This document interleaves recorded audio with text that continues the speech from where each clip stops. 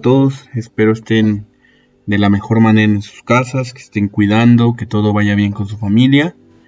Antes de comenzar quiero eh, comentarles que están presentes en mis oraciones, están presentes en mi diálogo con Dios.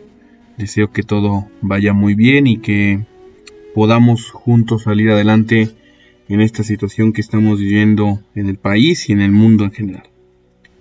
Una vez dicho eso, continuemos con nuestro estudio sobre antropología teológica.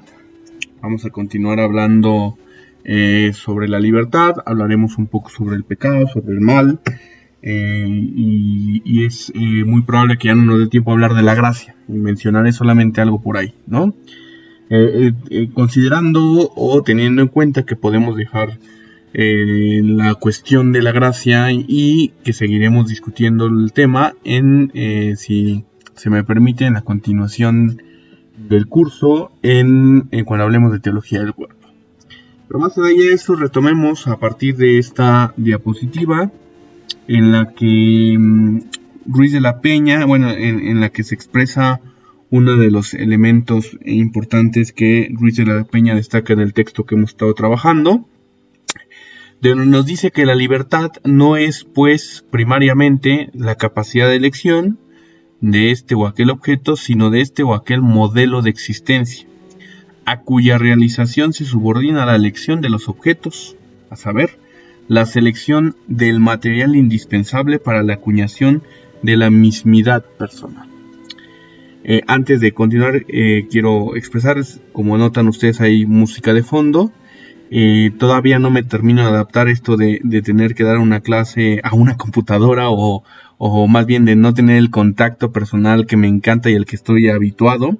Y puse un poco de fondo de música que me ayude como a girar mejor, que mi ratón gire mejor en mi cabeza para que pueda expresar con mayor detalle cada una de las ideas que quiero ir expresando.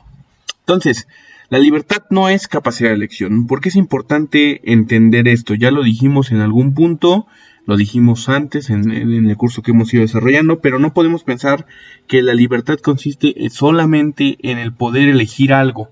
Poder elegir si vivo en México, en la Ciudad de México, o vivo en provincia. Es que eres libre y por lo tanto tienes esa capacidad, lo puedes expresar, ¿no? Tampoco, sino que la libertad ante todo, como venimos diciendo, tiene que ver con el hecho de disponer de uno, de tomar las riendas de la propia vida, del propio modelo de existencia. Por eso es que, como dice aquí, la libertad ante todo tiene que ver con la capacidad de elegir este o aquel modelo de la existencia. No la elección de un objeto específico, y claro que sí, los modelos de existencia implica que se elijan determinados objetos, ¿no? Pero el fondo, lo profundo, lo que está detrás, no es el objeto en sí, ¿no? La elección no se dirige solo a los objetos, sino que está planteando un modo de vivir, un modo de existir, un modo de desarrollar el tiempo que se nos ha dado en este mundo. La realización de este modelo de existencia es la que va a implicar la elección de determinados objetos, ¿no? Es decir, la selección del material que se requiere, que se precisa, que se necesita para poder cumplir con este modelo de existencia. En última instancia, lo que se trata es de lograr la mismidad personal, que desde el curso que venimos desarrollando tiene que ver con el ser imagen y semejanza de Dios, ¿no? Se trata de cumplir eso, ahí está nuestro fondo, ahí está nuestra profundidad, de eso se trata.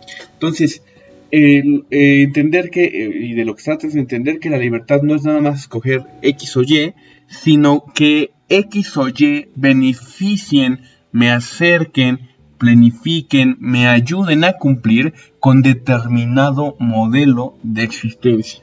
Entonces, volviendo al ejemplo que pone al principio, la libertad no tiene que ver solo, no se reduce al poder elegir si vivo o no en México o en la Ciudad de México o fuera de ella, en provincia, sino en las implicaciones que tiene esa elección para el modelo de existencia en el que yo me puedo desarrollar propiamente como persona, ¿sí? Detrás de lo que se trata es de lograr, de cumplir nuestro ser personal. Por ahí va el asunto y de eso se trata. Por eso es importante que mantengamos esa discusión que antes se vio sobre lo que es el libre albedrío y lo que es la libertad en sí, ¿sí? Entonces vemos que la libertad implica responsabilidad, que la libertad no se puede desentender de la responsabilidad. Por lo tanto, esa noción de libertad en la que se hace a un lado la libertad y que se concentra solo en la selección de materiales, no está entendiendo el asunto de fondo. O sea, el asunto de fondo no es si puedes o no X o Y. El asunto de fondo es si estás tomando X o y eso te está planificando o no. El asunto de fondo es qué tan responsable estás siendo con tu existencia. Y el ejercicio de la libertad nos va apuntando hacia ello. Es muy común que veamos o que haya discursos o que haya expresiones en las que se alaba la libertad, en las que se pide la libertad, pero que no se hace el énfasis sobre la responsabilidad. Es decir, que les gusta ser libres, pero no ser responsables. O, entiéndase esto, que no les gusta asumir las consecuencias de sus decisiones libres. Pero es importante que entendamos, la libertad siempre va de la mano de la responsabilidad. La irresponsabilidad no nos está hablando de un ser libre, nos está hablando de alguien que está siendo esclavo de una pasión del momento, de un modelo de existencia materialista o espiritualista, qué sé yo, ¿no? Es entender que el ser libre es aquel cuya suerte pende de sí mismo, por lo que está obligado a responder a ella. No es entender que yo elegí y pues por lo tanto a quién le toca responder pues es a mí. Es asumir que mis actos propiamente libres tienen que ver o siempre van a tener unas consecuencias y por lo tanto el que va a responder por ellos soy yo. Es cierto que puede haber circunstancias que puedan coercionarnos o que puedan liberarnos ¿cómo se dice? Aminorar la gravedad de nuestras decisiones. Pero en última instancia somos nosotros los que estamos actuando y por lo tanto los que estamos obligados a responder, a asumir las consecuencias de cada una de nuestras decisiones. Aprovecho aquí para hacer un paréntesis y recordar que si alguno de ustedes tiene preguntas en el momento de la clase, les va surgiendo alguna duda, no duden en enviármelas por WhatsApp, ¿no? A través de Javier o a través de mi correo, que es edubas05@gmail.com, para que con más detalle podamos siguiendo o darle continuidad al trabajo que hemos venido haciendo durante estas sesiones. Esto de la responsabilidad o el hablar de nosotros como seres responsables, pues nos lleva a hablar de un tema que es importante en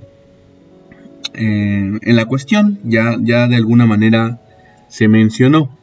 Es la cuestión de que la libertad sin responsabilidad no es libertad.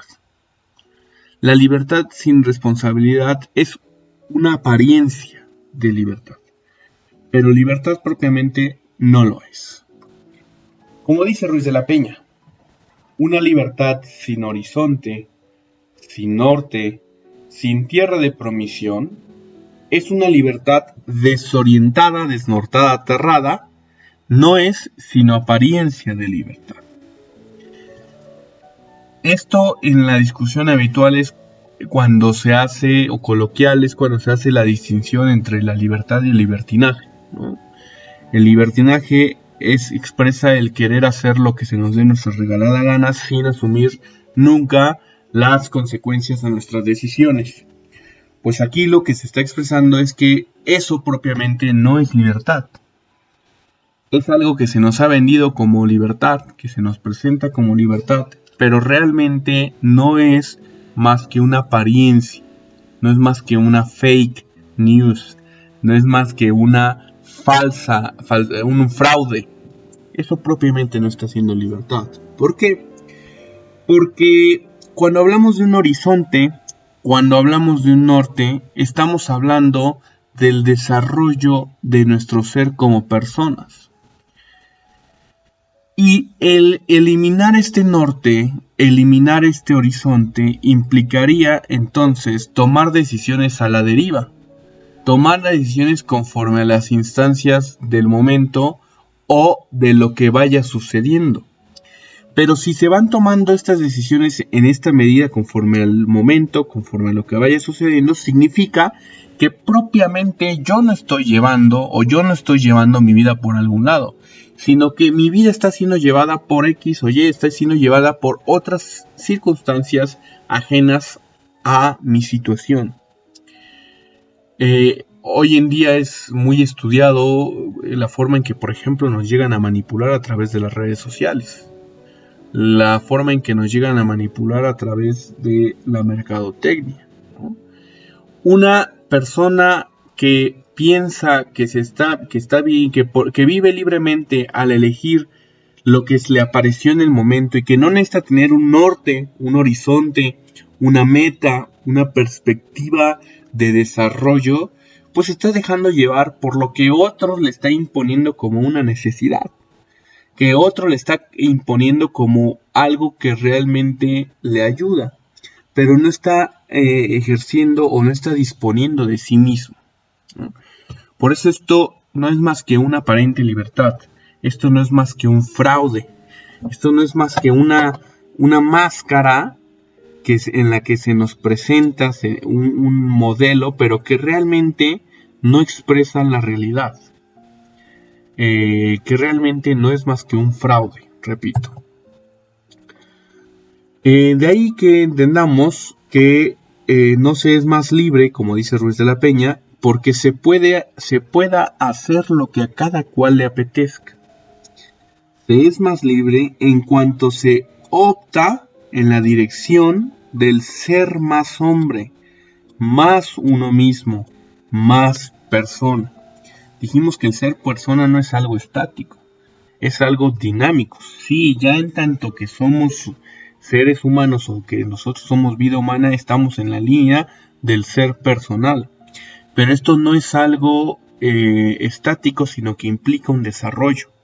El ser personal, como lo podemos experimentar a través de la vida, es algo que va madurando y algo que se va llevando a cabo a través de etapas que tienen que ver con circunstancias, etc. Lo que se quiere decir es que no se está haciendo más libre por hacer lo que te apetezca, sino en cuanto se toman las riendas de la vida, en cuanto se toman las decisiones que tomamos, cuando se toma conciencia de ellas, cuando uno las asume, las critica, las cuestiona, las reflexiona y entonces elige en la dirección del ser más hombre. Lo que significa que puede ser que haya ocasiones en las que me apetezca algo contrario a lo que realmente me planifica. Aquí da pauta para hablar de lo que se expresa cuando hablamos del pecado. Es que el pecado no es que no se me apetezca, el pecado no es algo que realmente incluso me traiga cierto goce o cierta alegría, ¿no? El pecado justamente lo cumplimos porque de alguna manera nos apetece. Pero no todo lo que nos apetece significa que nos desarrolla como personas.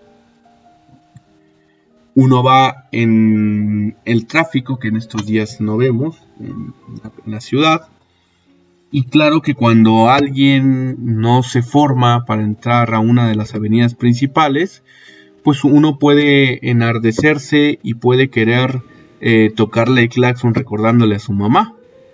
O en el mejor de los casos, ¿no? Puede querer buscar bronca con él, que puede querer echarle el coche, qué sé yo, ¿no? Claro que eso apetece en el momento, porque la circunstancia genera algo que me quiere apetecer mi sed de justicia, ¿no? Sin embargo, no significa que el que me apetezca querer golpear a alguien significa que eso me desarrolle como persona, que eso me haga más hombre, que eso me haga más uno mismo. Más bien, si yo me dejo llevar por esa circunstancia, me deja justamente llevar que yo soy esclavo de mis apetitos, ¿no? Y eso no es libertad. Eso es esclavitud, y que quede claro. No se está siendo libre cuando uno cumple el capricho de todo lo que se le antoja, de todo lo que apetece. Se está siendo esclavo. Se está manteniendo en una dinámica de esclavitud.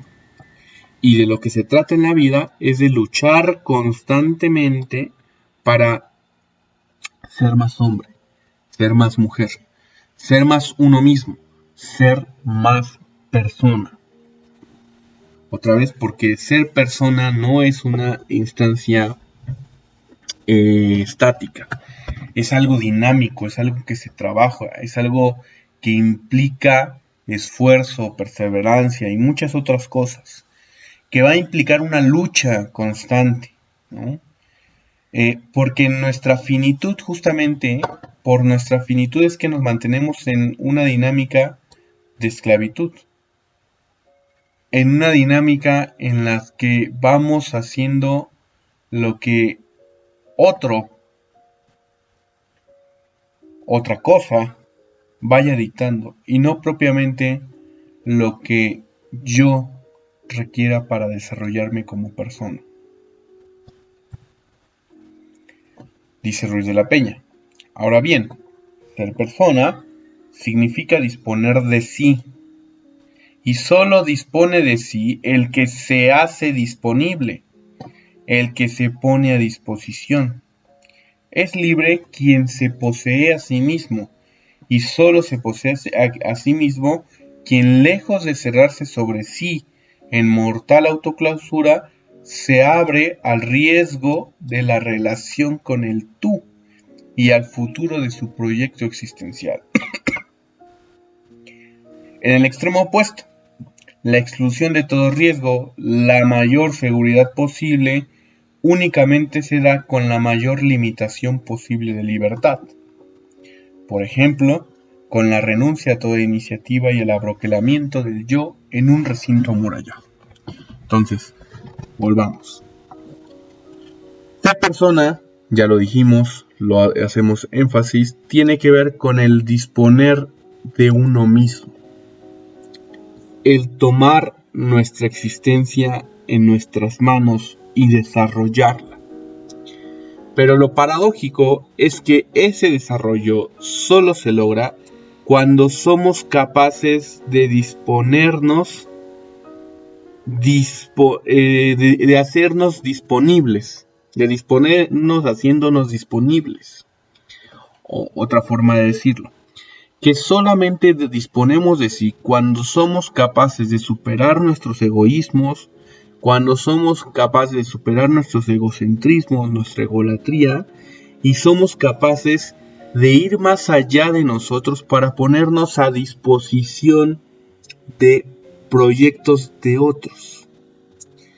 La disposición de sí se nota, se evidencia cuando uno es capaz de ir más allá de la exclusión de todo riesgo, cuando uno es capaz de superar ese afán que podríamos decir presente por nuestra finitud, nuestra pequeñez, de querer mayor seguridad, mayor comodidad, ¿no? Ese afán que solo nos concentra en nosotros y en lo nuestro, se supera disponiéndonos de nosotros, yendo hacia el encuentro con otros.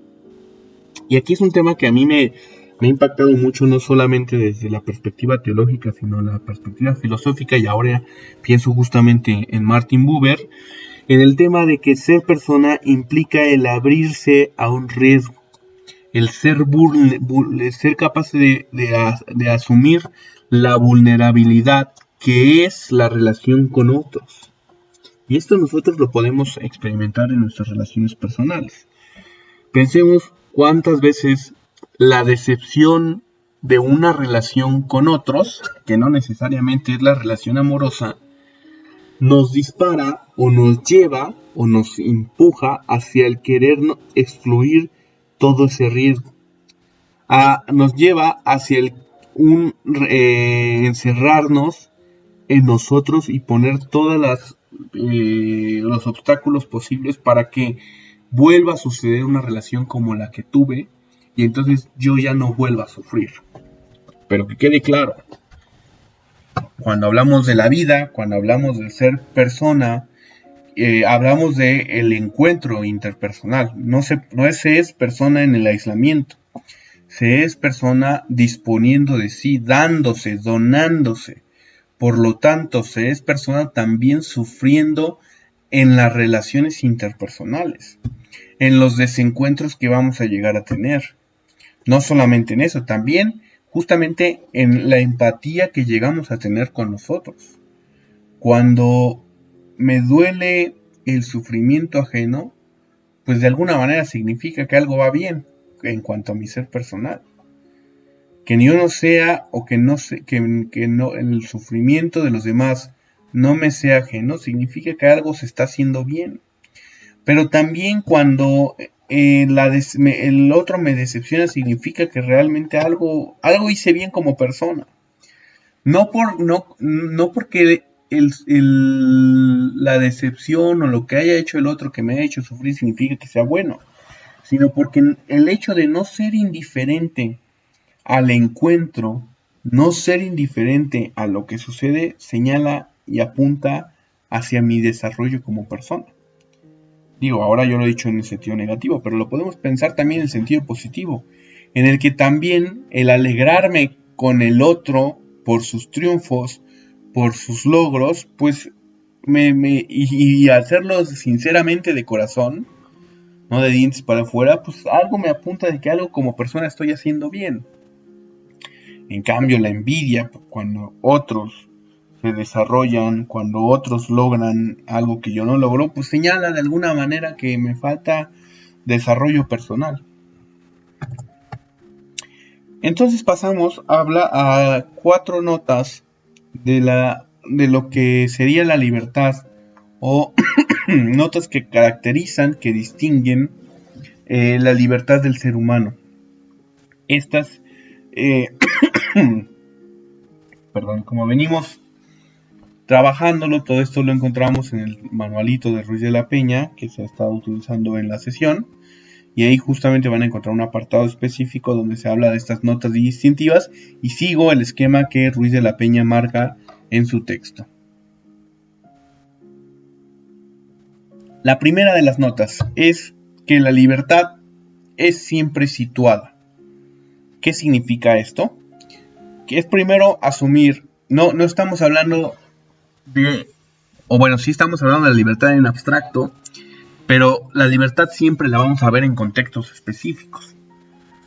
No todos nos desarrollamos libremente de la misma manera porque no estamos en los mismos contextos. Hay un contexto que nos precede, que tiene que ver con la geografía, que tiene que ver con el aspecto histórico, que tiene que ver con el aspecto cultural, pero también tiene que ver con el aspecto genético y a su vez con el aspecto socioeconómico. Evidentemente, hablar de libertad para mí no es igual que para ustedes, o no tenemos el mismo contexto en el cual se desarrolla la libertad. Por eso ejemplos tan concretísimos míos no podrían ser aplicados en su situación de vida. Y a su vez, hablar de libertad nosotros, mexicanos, de un cierto contexto socioeconómico, respecto a un griego, respecto a un francés o respecto a un árabe, pues tampoco es tan simplón. Lo digo porque a veces podemos llegar a... es un sesgo en el que solemos recurrir. Tengo ahí una lectura pendiente justo. Ayer veía un texto de ciencia sobre los sesgos subjetivos, ¿no? Los sesgos en los que nosotros pensamos que todo el mundo es igual, ¿no? Y entonces a veces cuando nos impacta en la relación con alguien de otra cultura, algo que hacen, nos impacta que cómo es posible que no sea tan evidente para ellos lo que para nosotros sí lo es, ¿no? Y esto se aplica específicamente para hablar de la libertad. Es entender que la libertad siempre es situada, está en contextos específicos. Por eso, también esto nos lleva a afirmar que la autarquía absoluta, es decir, esa perspectiva de la libertad, o si no perspectiva, por lo menos afán de que la libertad tiene que ver con una liberación absoluta de todo contexto, de toda realidad, es insensata, es absurda. Y en última instancia lo diríamos, es que metafísicamente somos seres limitados, no podemos pretender que un ser finito tenga una libertad absoluta. Es absurdo, es ilógico, no se puede entender en ese sentido. Por eso entendamos que la libertad humana siempre es situada, será limitada y responde a contextos específicos.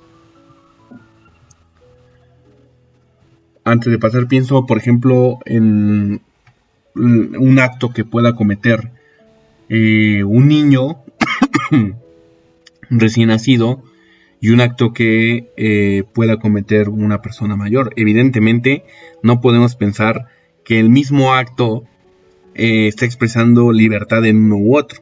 Hay contextos, hay elementos específicos que distinguen y que moralmente nos ayudarán a valorar, a enjuiciar, a castigar si es necesario o a felicitar también sobre el acto que hayan hecho un bebé o haya hecho un adulto, ¿no?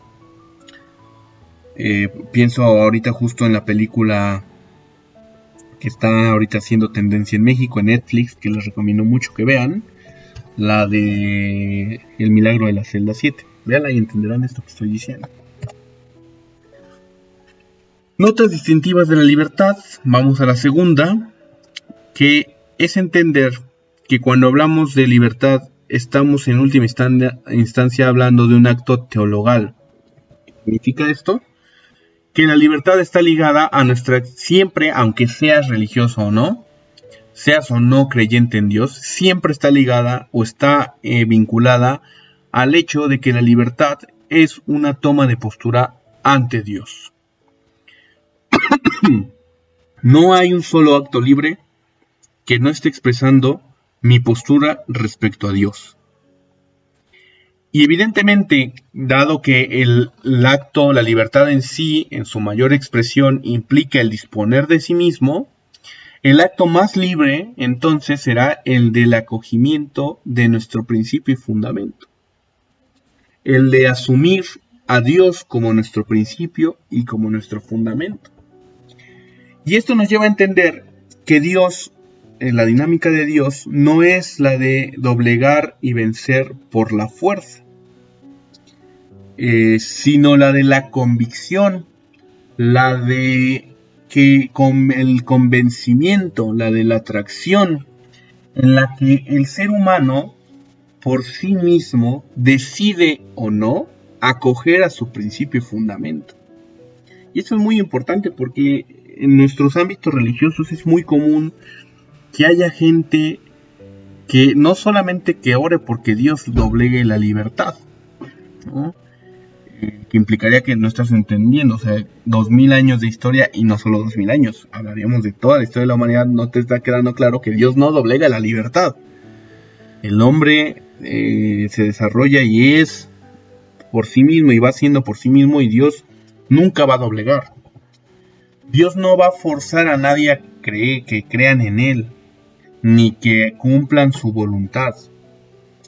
En nuestros ámbitos religiosos es común que haya gente que piense en un Dios militar o en un Dios que doblega por la fuerza, ¿no? Y entonces se ha quedado en la perspectiva de algunos fragmentos del Antiguo Testamento donde es un Dios de guerra, ¿no? Y vean que hago énfasis en algunos, porque no, el Antiguo Testamento no es todo así. No, Dios no actúa así. Más bien somos nosotros los que vamos construyendo la historia, claro, siempre anclados en su regazo, o no, siempre llevando o desarrollándonos libremente. Por eso es que el segundo aspecto, la segunda nota distintiva de la libertad, es que siempre es un acto teologal. La libertad siempre es tomar una postura frente a Dios. La libertad y nuestros actos libres siempre son expresión de decirle sí o no a Dios. Pasamos a la tercera nota distintiva. La libertad implica definitividad. Esto implica dos cosas. Por una parte, esta primera cuestión que no, como tal no la profundiza, no la desarrolla Ruiz de la Peña, la segunda sí. Pero por una parte, entender que nuestras decisiones van siendo definitivas. ¿Qué significa? No puedes cambiar las decisiones que ya has tomado. Puedes trabajar con las consecuencias y asumiendo las consecuencias puedes plantear un futuro mejor. Pero no puedes borrar lo que ya hiciste, lo que ya decidiste. ¿Sí? Puede ser que cambies tu decisión una vez que yo decidí ir aquí o decidí como respecto a mi modelo de existencia que quería ser sacerdote y después doy la media vuelta. Pero el hecho de haber dado la media vuelta no significa, o más bien, ya fue un acto definitivo y esto estará marcado, esto está en mi historia de vida, no es algo que puedas borrar. Por eso, esa perspectiva en la que se quiere vivir sin la presión de alguien más, pero sin asumir la responsabilidad o sin asumir las consecuencias de nuestras decisiones, no va por ahí. No puedes borrar lo que ya decidiste. Puedes trabajar con lo que se vino, con lo que se consiguió o con lo que se consumó en tu decisión, pero no puedes borrar lo que ya hiciste. La libertad es la facultad de lo definitivo, como dirá Metz. Por otra parte, esta definitividad expresa que la libertad implica compromiso, y un compromiso profundo, un compromiso hasta el fondo. ¿Sí? ¿Qué significa? Que ser libre implica ser fiel. Ser libre implica cumplir lo que con lo que uno se ha comprometido. No se es libre en la infidelidad. Se es libre en el asumir nuestros compromisos, en cumplir nuestros compromisos. Claro que aquí hago una acotación. Cuando este compromiso es un compromiso que atenta contra mi ser personal o al ser personal de alguien más, claro que la fidelidad ahí no cuenta. Eso no es fidelidad, eso es terquedad. Ahí es justamente mi compromiso con el bien. Y mi compromiso con el bien va a implicar que yo me haga a un lado, que yo me distancie de esos modelos de existencia en los que la dignidad ajena o la mía se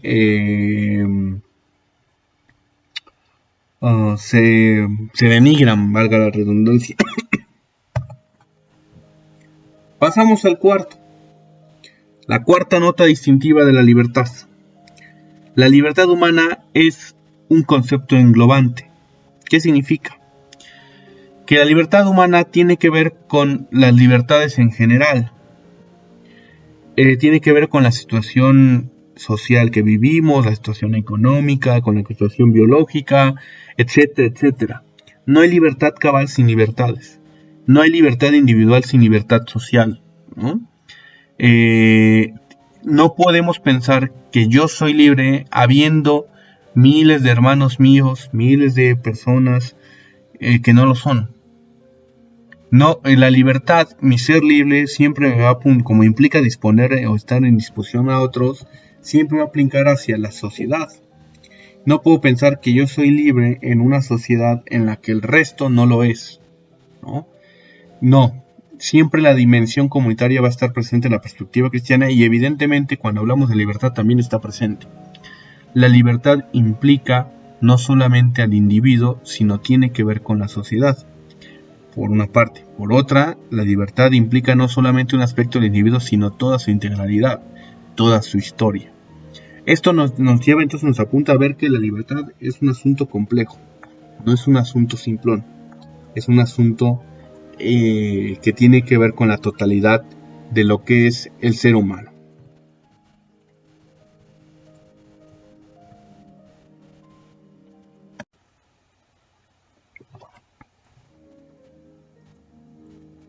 Al final, de lo que se trata es de ver la ligazón que hay entre la libertad y la vida comunitaria. Como dice Ruiz de la Peña, en este caso es la Gaudium et Spes, uno de los documentos fundamentales del Concilio Vaticano II. La libertad humana con frecuencia se debilita cuando el hombre cae en extrema necesidad. De la misma manera que se envilece cuando el hombre, satisfecho por una vida demasiado fácil, se encierra como en una dorada soledad. Por el contrario, la libertad se vigoriza cuando el hombre acepta las inevitables obligaciones de la vida social, toma sobre sí las multiformes exigencias de la convivencia humana y se obliga al servicio de la comunidad en que vive. Ser libre implica, dijimos, disponer de sí mismo. Y puede ser que por una condición de extrema necesidad, yo no me esté desarrollando o no esté disponiendo de sí mismo. Puede ser que esté, enclaustrado en búsquedas ajenas a las que me desarrollan por el hecho de la situación en la que estoy viviendo, en la que es una situación de extrema necesidad, ¿no? Pienso, por ejemplo, en lo que estamos viviendo ahora con este confinamiento y la crítica que muy fácilmente podemos hacer quienes tenemos la gracia de un trabajo estable y que por lo tanto podemos encerrarnos en casa porque nuestro trabajo nos lo ha permitido, pero criticar o cuestionar, por ejemplo, a quienes no se encierran y que salen todavía a ganarse el pan de cada día, ¿no? Y decirlos que son irresponsables, que son ignorantes, bla, bla, bla. No, aquí hay una debilitación de la libertad y claro que se van a ver forzados a hacer cosas que no tendrían que estar haciendo, ¿no? Por diversas circunstancias. En este caso la libertad está debilitada. Pero también la libertad o nuestra dinámica como humanos, nuestra libertad empieza a disminuirse, nuestra realidad humana se envilece cuando estamos en una situación no de extrema necesidad, sino de lo contrario, satisfecho por una vida demasiado fácil, ¿no? Satisfechos por una vida demasiado cómoda, en la que nos encerramos como una dorada soledad y entonces no nos importa el mundo y mientras nosotros estemos bien, todos los demás que se vayan a la muerte, todos los demás que sufran, mientras yo esté bien. La libertad se vigoriza, nosotros nos vigorizamos, nosotros nos realizamos como personas cuando somos capaces de aceptar las obligaciones de nuestra vida social. Cuando tomamos sobre sí, sobre nosotros, las exigencias, las circunstancias, las situaciones que implica la convivencia humana. Cuando nosotros en este confrontamiento, en este asumir la convivencia humana, nos vemos obligados a ponernos al servicio de la comunidad en la que nos desarrollamos. En ese sentido, una persona no está siendo más libre cuando lo tiene todo, sino cuando lo da todo, cuando es capaz de darse radicalmente, cuando es capaz de disponer de sí mismo para el desarrollo de otros.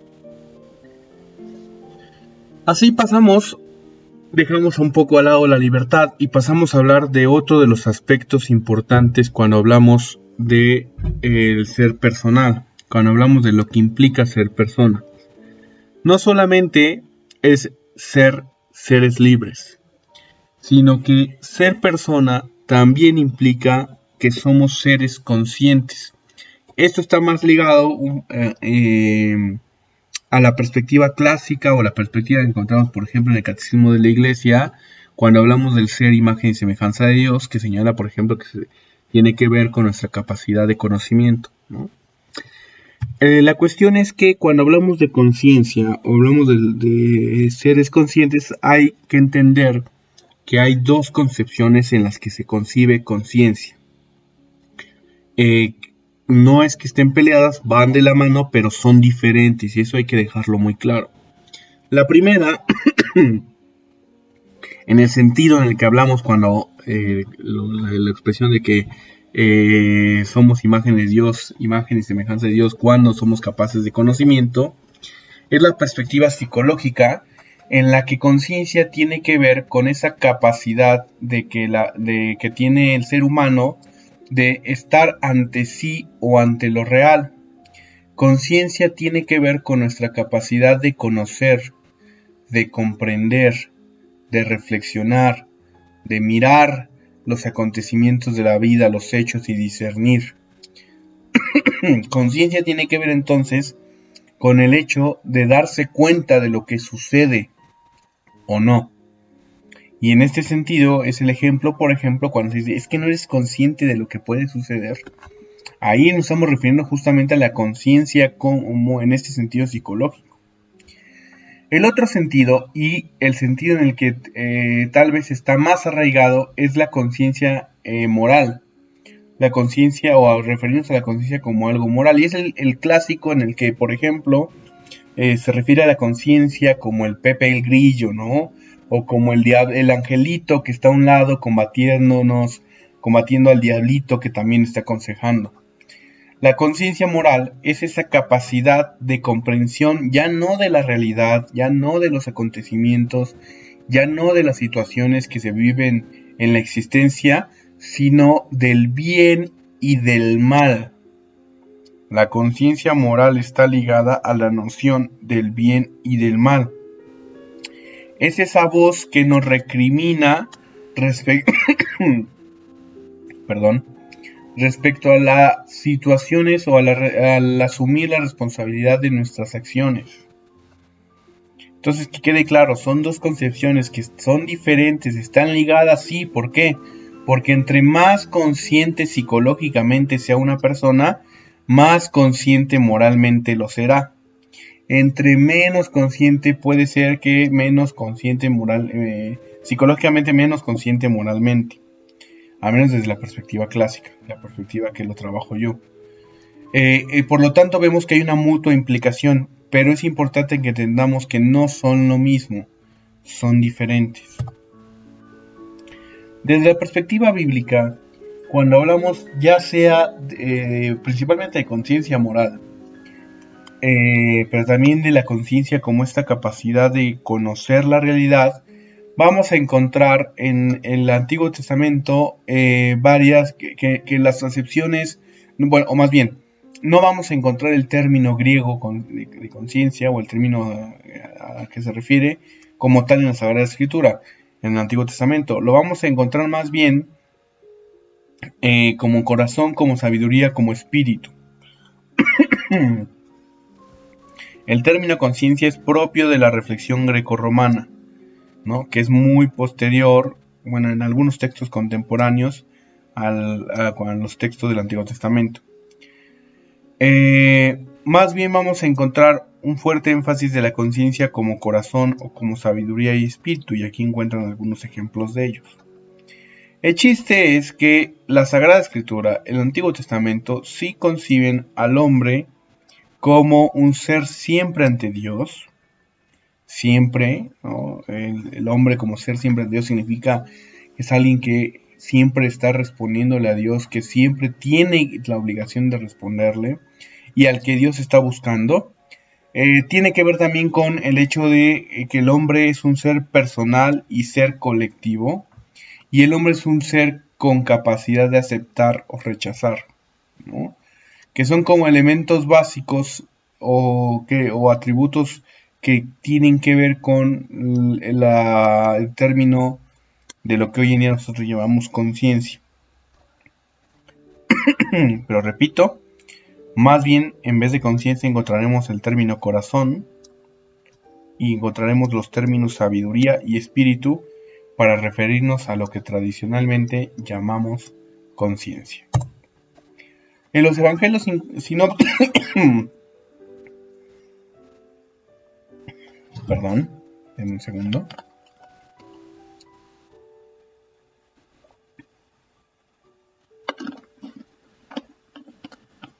En los evangelios sinópticos, lo que vamos a ver es justamente que la conciencia, más bien el término corazón, y que vemos, por ejemplo, que lo que cuenta del hombre es su corazón, porque es el corazón del hombre lo que Dios conoce. Ahí tenemos la cita. Vemos que la palabra de Dios es sembrada en el corazón, y allí es donde ha de fructificar. Vemos que el hombre es bueno o malo según su corazón, que el corazón es el núcleo más interior del hombre, donde aparecen sus deseos, palabras, actos, que del corazón bueno sale una vida buena, del malo una vida mala, ¿no?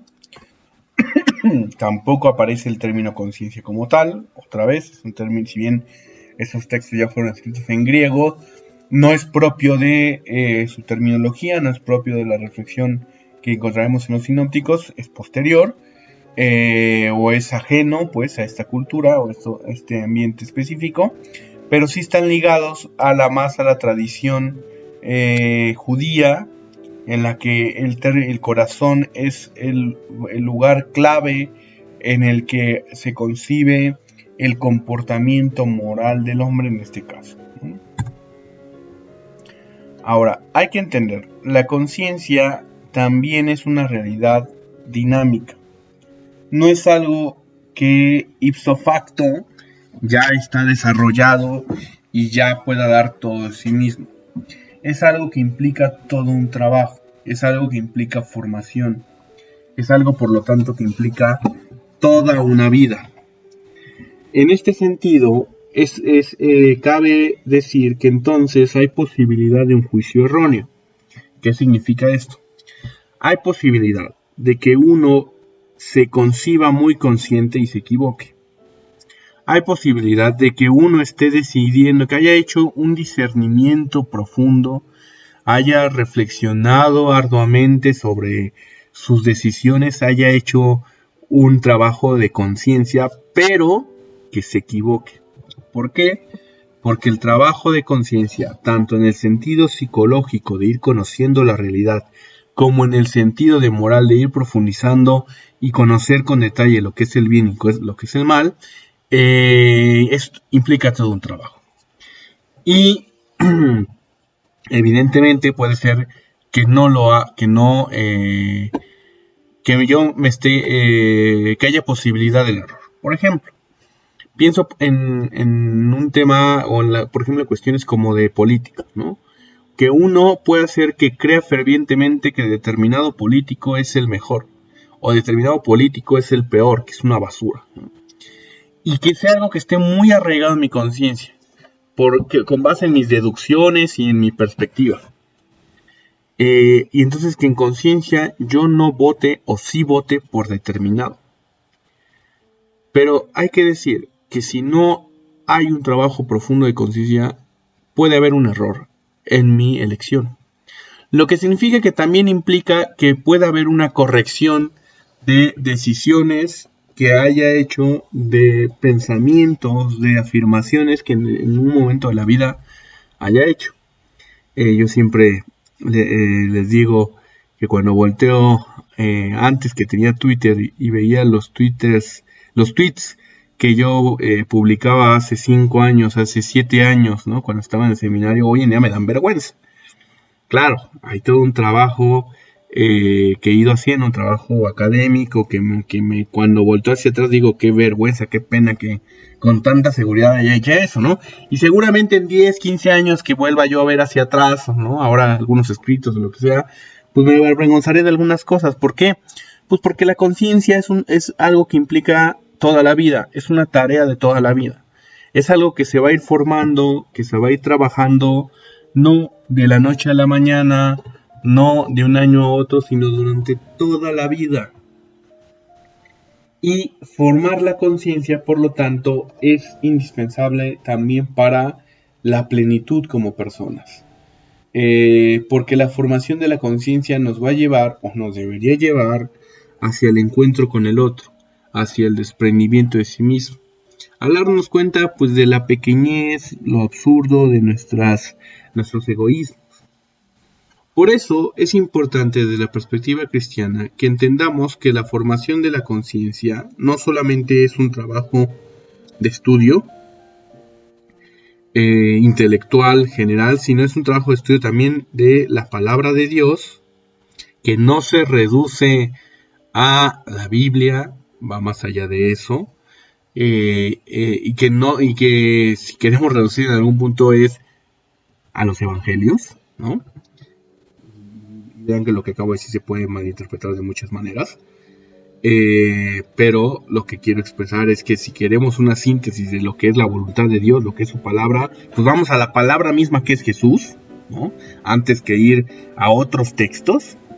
Y por lo tanto la formación de la conciencia también requiere de una vida espiritual sólida, requiere de oración constante, que no es algo espectacular, que no es algo llamativo, no se reduce tampoco a lo litúrgico, sino también tiene que ver con un trabajo personal de relación con Dios. Entonces la conciencia implica estudio, implica atención a la palabra de Dios, implica oración. Así pasamos a otro de los elementos propios de un curso de antropología teológica, que es el de nuestra fragilidad como seres humanos. Es hablar de el pecado. No puede haber un curso de antropología teológica sin una sección propia para tratar la cuestión del pecado. El pecado está presente en nuestra realidad, es un hecho, no lo podemos negar. Y el pecado está ligado al ser esclavos, como pueden ver en la imagen que les presento, están unas manos encadenadas. Primero parto, vamos a ver una confrontación entre la experiencia humana contra la experiencia bíblica. ¿A qué me refiero?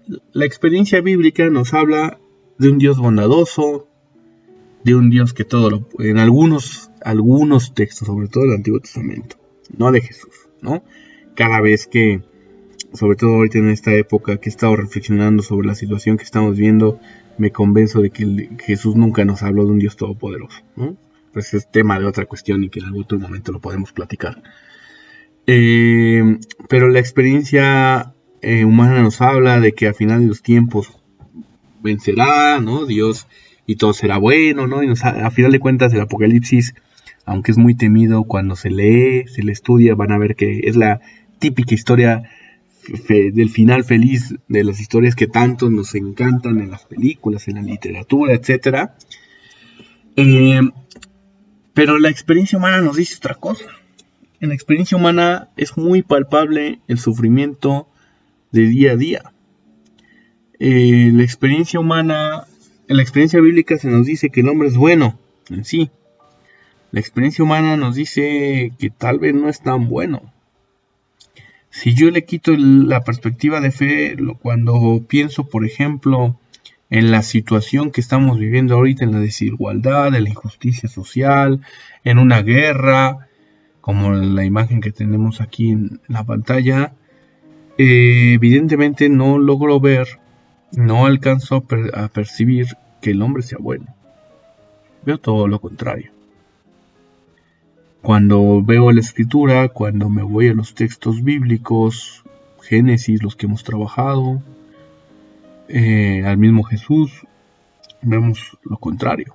Entonces hay un choque, hay un encuentro que no es cualquier encuentro, que no es algo que podamos minusvalorar, que no es algo que podamos descartar de manera simple. Dice Ruiz de la Peña, no en el texto ya que hemos estado trabajando, sino en otro texto que es imagen de Dios, es el don de Dios, antropología teológica especial, donde habla de la gracia, donde habla del pecado. Dice Ruiz de la Peña, la existencia del mal, sobre todo de mal por excelencia que es el pecado, es problemática para el creyente. El no creyente puede aceptar tranquilamente la hipótesis de una realidad insensata. Nada le garantiza que el mundo esté en orden. La racionalidad crítica se resigna al sufrimiento más fácilmente que la mentalidad religiosa. Solo el creyente, en efecto, tiene serias razones para escandalizarse de las indignidades de la existencia, no el increyente. Expliquemos lo que quiere decir aquí Jesús de la Peña. Si uno no cree en Dios, y por lo tanto tampoco cree en la bondad de Dios, pues cuando ve el mundo con la maldad, uno puede no indignarse tranquilamente. ¿En qué sentido? Pues es que así somos seres malos por naturaleza, seres que no valen la pena, seres absurdos, y pues así es la realidad. No podemos hacer nada para cambiarla. Así es, y así hay que asumirla, y así hay que vivirla, pero no se puede ir más allá de esto. Es una realidad insensata. El orden que ponemos en el mundo, pues, totalmente el orden es impuesto por nosotros y lo va a imponer el más fuerte.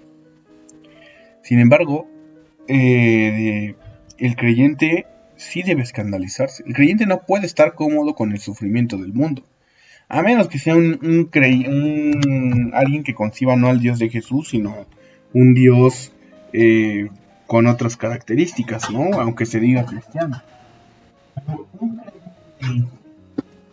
Alguien que realmente concibe un Dios bondadoso, un Dios que se desborda en amor, cuando se enfrenta a las indignidades de la existencia, como dice creyente, tiene serios motivos, tiene serias razones, como dice Ruiz de la Peña, para escandalizarse.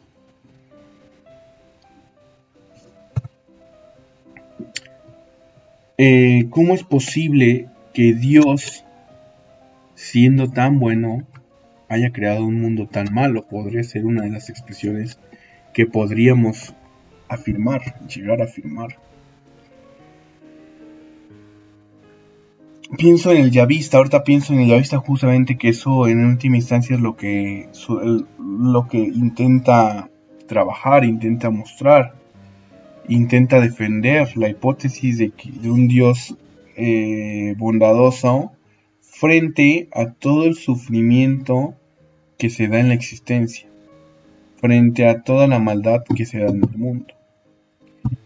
La Sagrada Escritura nos va a mostrar constantemente que realismo sobre la condición humana, ¿no? Esto yo también creo que a usted ya se ha emocionado, y si no, una de las cosas que me gustan de la Sagrada Escritura es que es un texto que muestra la crudeza de lo que puede llegar a ser el ser humano alejado de Dios. Es un texto que no escapa a nuestras limitaciones, como muchos creyentes a veces quieren presentar la Escritura como si fuera una palabra inmaculada de Dios, intachable. La Sagrada Escritura constantemente muestra la condición humana. Muestra también esta constante anhelo o, ¿cómo decirlo?, medida en la que el hombre religioso tiene que tomar conciencia sobre su pequeñez para poder vivir de una manera más, ¿no? De ahí este fragmento del Salmo. Hazme saber ya de mi fin y cuál es la medida de mis días para que sepa cuán frágil soy. Retira tu mirada para que respire antes de que me vaya y ya no existe más. La Sagrada Escritura constantemente va a dejar claro que Dios no es responsable del mal. La experiencia bíblica va a señalar que hay sobre todo entre más va llegando hacia la buena nueva de Jesús, va a señalar que hay una correspondencia entre las penosas condiciones en que se despliega la vida humana y el estado de la relación Dios-hombre. ¿Qué significa esto? Que entre más alejados estemos de Dios, más malévolos podemos llegar a ser. No significa que un ateo ya sea ipso facto una persona mala. No es lo que se está diciendo. Aquí lo que se está señalando es que la Escritura, la Biblia, nos va marcando una relación entre una estructura inhumana y nuestra relación con Dios. Que aquí también hay que dejarlo claro. La relación con Dios no se reduce a decir que creemos en Dios. Es decir, una persona que se dice creyente, que va a misa todos los domingos y fiestas de guardar, no es más buena ni tiene mejor relación con Dios que un ateo.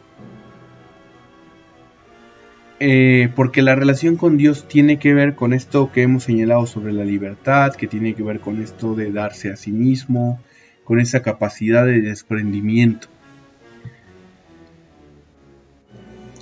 Entonces, la Sagrada Escritura nos apunta, nos señala que entre más no estemos vinculados a nuestro Dios, al Dios que Jesús nos ha revelado, más inhumanos podemos llegar a ser en nuestros encuentros interpersonales, en nuestras dinámicas sociales.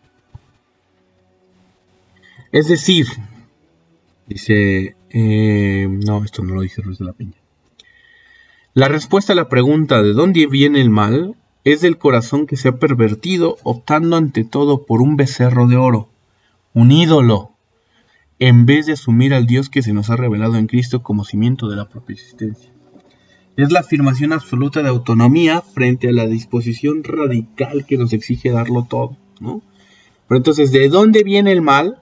Viene del adorar un ídolo, concebir un Dios diferente al Dios que se nos revela en Cristo, que se nos revela en Jesús. ¿Por qué un Dios diferente? Porque el Dios de Jesús nos habla de una disposición radical que nos exige darlo todo, como vemos los textos. Todas las otras figuras no son más que ídolos, no son más que becerros de oro, aunque se presente como el Dios de Jesús. Otra forma de decirlo, quieren asumir al Dios de Jesús, vayan a los evangelios y ahí van a encontrar al Padre que nos muestra Jesús. Quieren asumir un ídolo, pues vayan a toda una tradición, vayan a toda una a perspectivas teológicas diferentes que ha habido en la historia. El Dios de Jesús no es un becerro de oro. El Dios de Jesús es el Dios auténtico, es el verdadero Dios por el que se vive, como dirá la palabra. Y el mal viene justamente de esas imágenes, de esos becerros de oro que hemos hecho de Dios. Y aquí aprovecho para recomendarles que hagan la lectura del texto de José María Mardones, Matar a nuestro Dios, a nuestros dioses, un Dios para un creyente adulto, editorial PPC. El mal, la causa del mal, la causa de un sistema malo, injusto, está en escoger o en cimentarnos erróneamente, en fundamentarnos en algo, tomando una como piedra angular, una piedra que no es la piedra angular, una piedra cualquiera, un becerro de oro. En Génesis 3:5 encontramos que Dios sabe muy bien que cuando ustedes coman, encontramos el texto que expresa esto, que Dios sabe muy bien que cuando ustedes coman de este árbol, se les abrirán los ojos y serán como dioses, como conocedores del bien y del mal. Ruiz de la Peña explica este fragmento de la siguiente manera. Es pues una auténtica opción fundamental la que está sobre el tapete. El hombre está dotado por su propia condición nativa de una pulsión irreprimible hacia el ser, la vida y el poder, el conocimiento práctico operativo. Siendo como es limitado, propende por naturaleza a trascender su limitación, a vivir siempre, a conocer, que es igual a poder, todo. Aspira en suma a ser humano en la forma consumada de lo divino. Lo que está por decidir es cómo lograr este objetivo, bien como recepción de un don gratuito que se acoge en obediencia, bien como conquista propia y promoción autónoma. ¿Se reconocerá el hombre limitado y por ende solo divinizable por la gracia? ¿O ensayará su endiosamiento por naturaleza? Esto es a merced de su propia virtud. Pero entonces, a final de cuentas, la elección de que está detrás es la lucha entre la gracia y la propia autonomía radical. Los textos nos apuntan, nos señalan que cuando nosotros optamos por nuestra autonomía por encima de la gracia, por nuestro mérito por encima de la gracia, se genera un sistema injusto.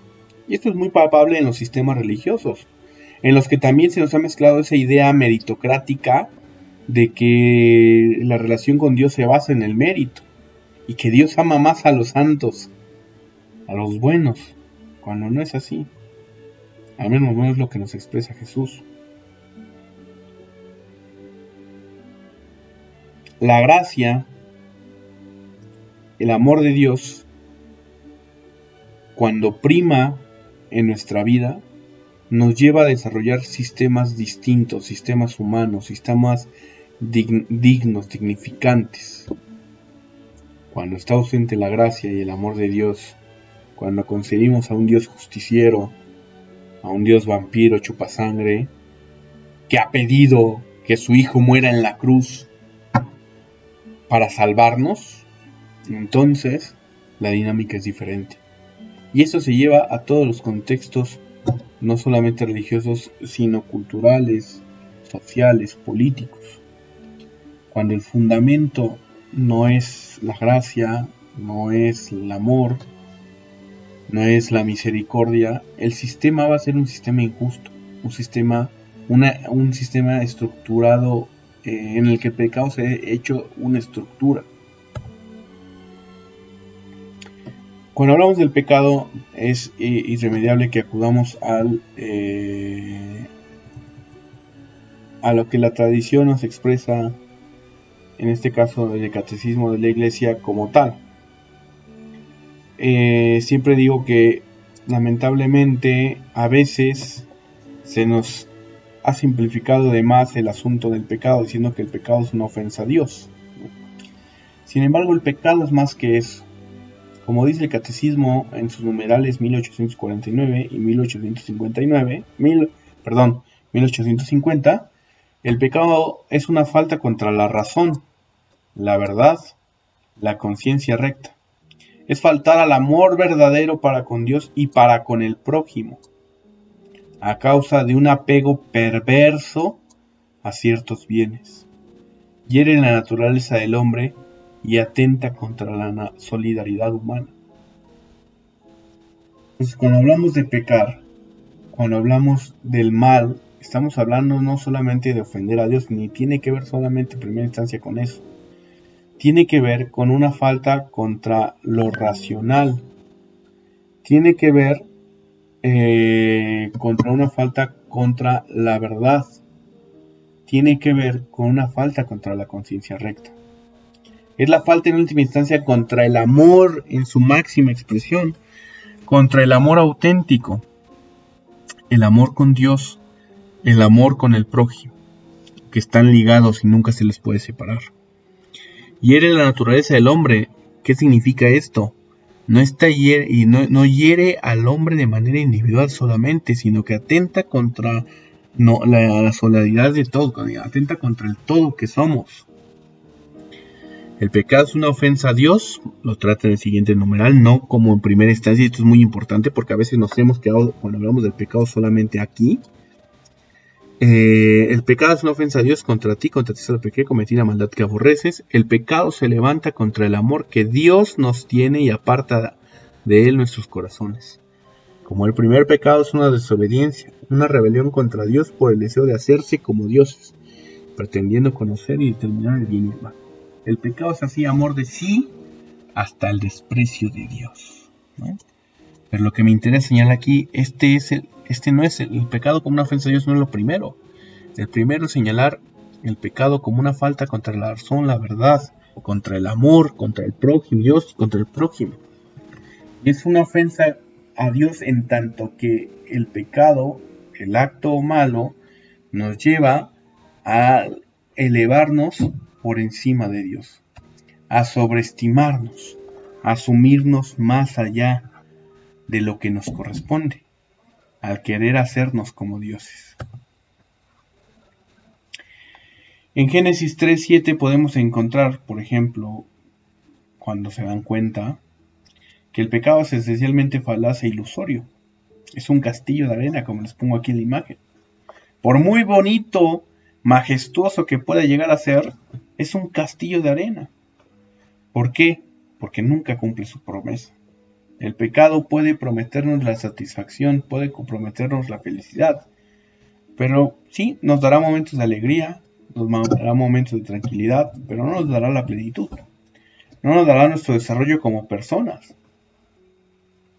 Por eso el pecado siempre se nos presenta, o siempre que se hace presente en la vida, será muy atractivo, pero a final de cuentas no es más que una ilusión típica de la mercadotecnia, como la que vemos en nuestro tiempo, en la que se nos promete tantas cosas. Pienso ahora, por ejemplo, en esos infomerciales en los que cómprelo ahora, solo quedan 50, es lo mejor que hay en el mercado, y uno le llega a la casa y salen chafísimas. Justo recuerdo alguna vez que en casa compramos un pelador de papas que era maravillas, lo máximo y todo.